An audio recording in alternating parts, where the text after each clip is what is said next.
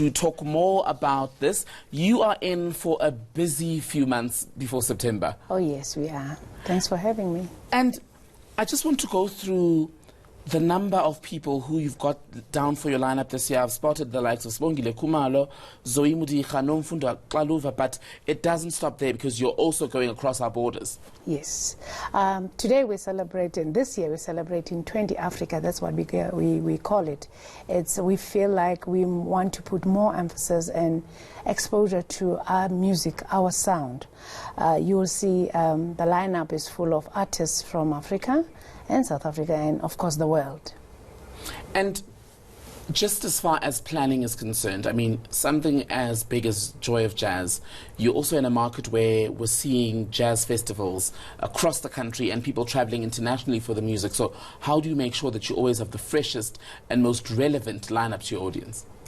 I think with the team that we work with, we work like 12 months ahead or 16 months ahead. It gives us time to hear what the people want to see, and what are they saying.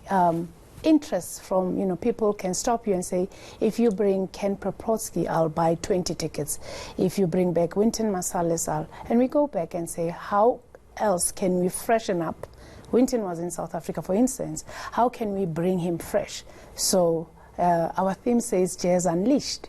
So you would have seen Sibongile Khumalo at the Joy of Jazz sometimes, or some years back, but now this year you're going to see a different Sibongile Khumalo. In fact, I'm told we are able at this point to sample a bit of what people can expect when they go to the festival from the 26th of September to the 28th this year. Can we bring that up?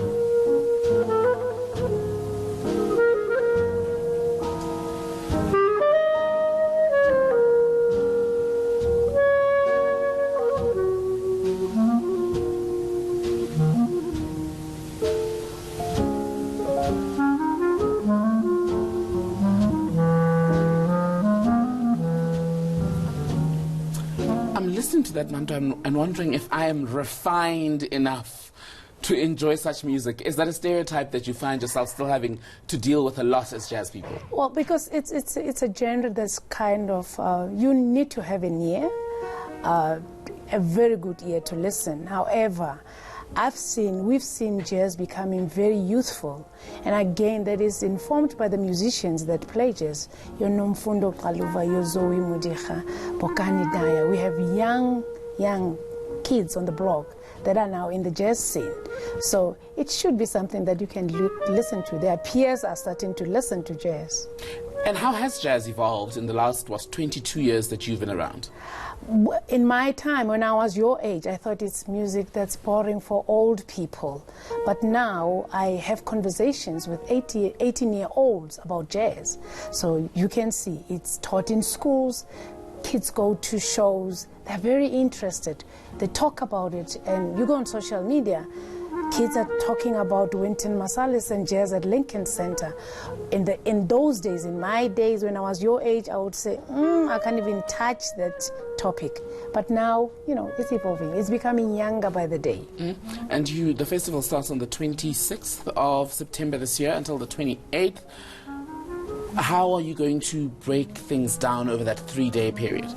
Well, we have the opening night on the 26th, which is only one venue open, and on the 27th and 28th, we have the whole festival open, which is 5 venues, 20 acts simultaneously. All right. And how often do things go wrong? I always wonder with the multiple stages, because I look at it having attended and you think there's so much room for error. Look, if there wouldn't be error, we wouldn't be able to grow. There are little hiccups and, glitches that we get, but we make it a point that we have professional people to deal with it at that point in time before the audience can see. Manto Chinamadi from Sandbank Joy of Jazz, thank you so much for your time. Thanks for having me.